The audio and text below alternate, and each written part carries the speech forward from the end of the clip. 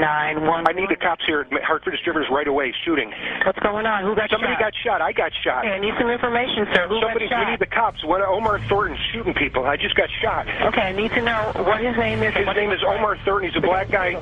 Get the cops here right away, please. Sir, stay on the line with me. My Bleeding all over the place. Okay. How many people got shot? I don't know. Okay, you don't know. And you're shot where? In my head.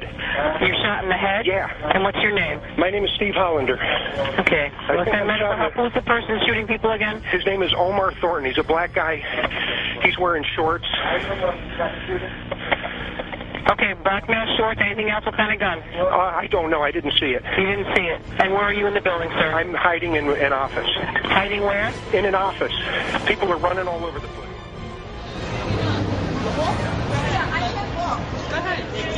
I don't think you're going to get there. I don't know. Over there?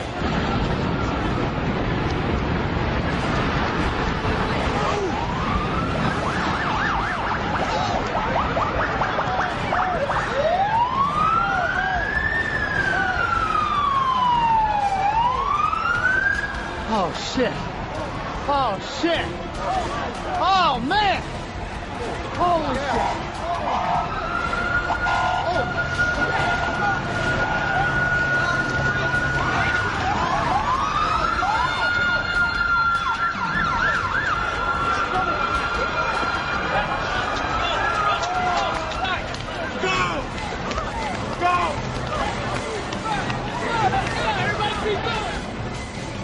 Easy not to think about it if it hasn't happened in your city, but across America, more and more people are thinking about the state of the roads and bridges and waterways they use every day.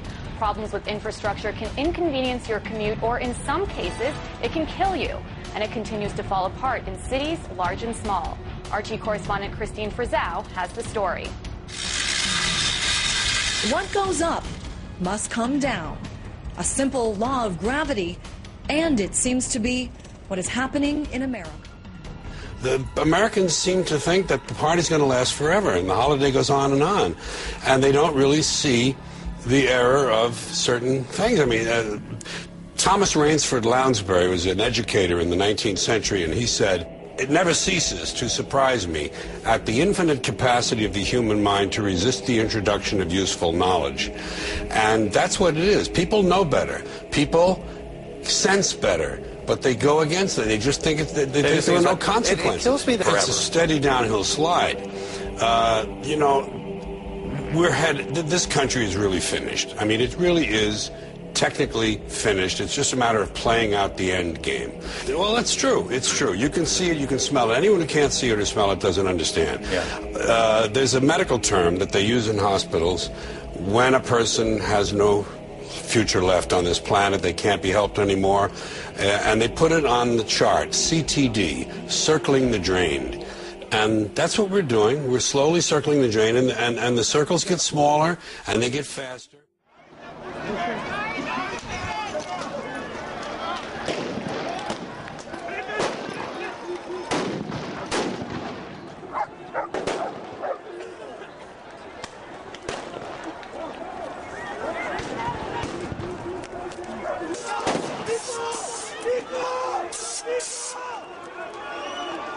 Shalom, and welcome to another installment of GMS, Elders of GMS, giving all praise to Yahweh Hashem Yahushai. Today is going to be a GMS News and Prophecies dated August 3rd, believe it or not, 2013. And we're just going to go with the spirit, so whatever Elder Gabar, Elder Ramlab has to bring out, just bring it on out. All right, this is from the magazine, the Philadelphia Trumpet, which, we go into every once in a while. There's an article here called Iran, and then number 2 is Afghanistan. So I'm going to read this article. It says, Underestimating Europe. Meeting from May 31st to June 2nd between the Iranian government and Taliban leaders highlight the fight for control in the Hindu Kush, and how all eyes are distracted from the most dangerous player in the region.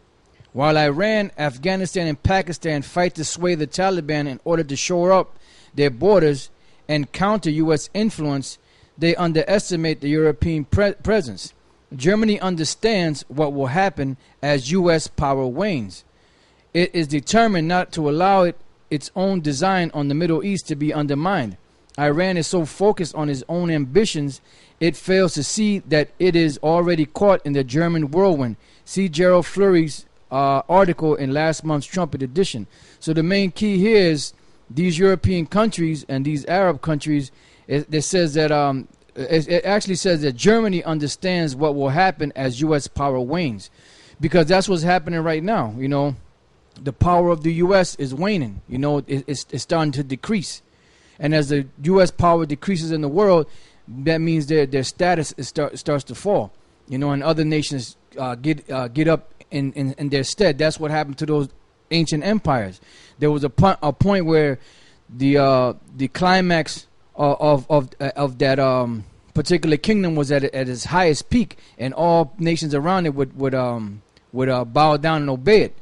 But now, as that power started to fall, those other nations were looking for a foothold to get up in there so that they could become the next rulers. That's what happened with the Assyrians. That's what happened with the Babylonians. That's what happened with the Medo-Persian Empire, with the Greeks, the Romans, so on and so forth. You know, so now we're at the point now where America's power is starting to wane. They're spread out just like the Roman Empire was spread out. They have bases in over 800 countries, or 800 to 1,000 countries in the world, you know.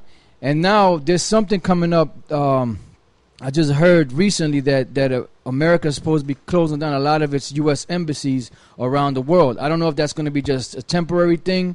Yeah, because a terrorist threat around the world. So all the embassies of the U.S. Closing down temporarily. Okay, so, you know, like on all levels, you're starting to see the influence of this American society falling, you know, because that's what we're looking for. That's what we look for, certain things in the news dealing with the power of America slipping, you know, the microchip, situations with Iran, you know, situations with these different wars that are happening, you know, whether it be with one country, two countries, or four countries, or whatever the case may be, because that's what's going to bring the end closer. You know, and as all these prophecies happen, the end comes closer and closer. You know, that's why the Lord said this. You know, the Matthew the 24th chapter is a key chapter, you know, to knowing about these end times. You know, that's why from time to time we go to it and bring that out.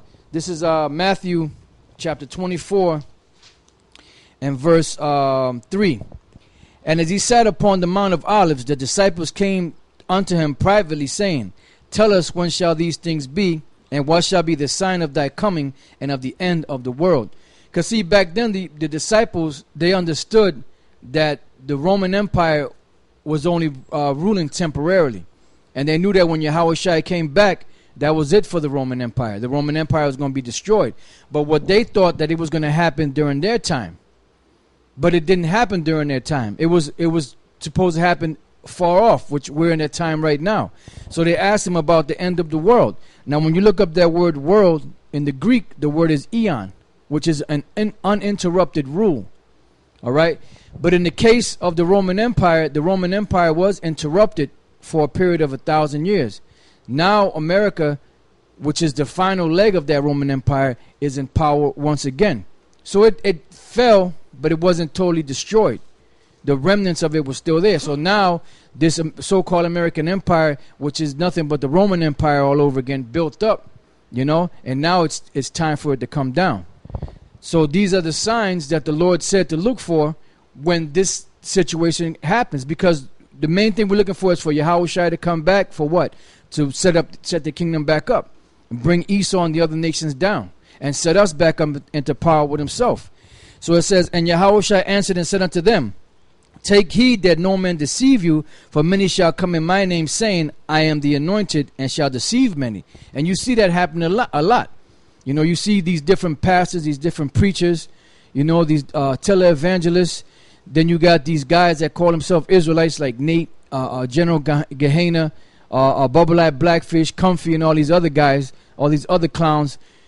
Basically, they're saying that they're the anointed. They're the chosen ones that were set up to bring forth the gospel, but they're not, because they're distorting and corrupting the gospel, right? So that's part of the signs that to let us know that we were coming, to the end of the world. It says, it says, and you shall hear of wars and rumors of wars. See that you be not troubled. Why? Because these things have to happen. For all these things must come to pass, but the end is not yet. That's why during World War I, people probably back then thought that was the end of the world, because it was a major war between all different types of nations, the Axis powers and the Allied powers, and they were fighting this war, and everybody thought back then that was the end of the world. But then that died down. Then other wars and skirmishes broke out here and there. And then what happened? World War II came about. So yeah, this got to be the end of the world here. So then World War II came about. Then that died down. And then, there was certain skirmishes and conflicts and certain other wars that broke out from that point until now. But now we're coming into what? To World War III. Because World War III is going to be the war to end all wars, because all those other wars were fought basically, with tanks. They were fought with planes. They were fought with machine guns, grenades, rocket launchers. And World War II basically ended when around the time when America dropped the atomic bomb on Hiroshima and Nagasaki. At that point is when that pretty much was destroyed. So that was basically that war, and that incident was the beginning of using these nuclear weapons, and that's what's going to bring the end. That's why World War III, which is going to be a war fought with nuclear fire, is going to be the end and the destruction of this place. That's what's going to make this war or this world end.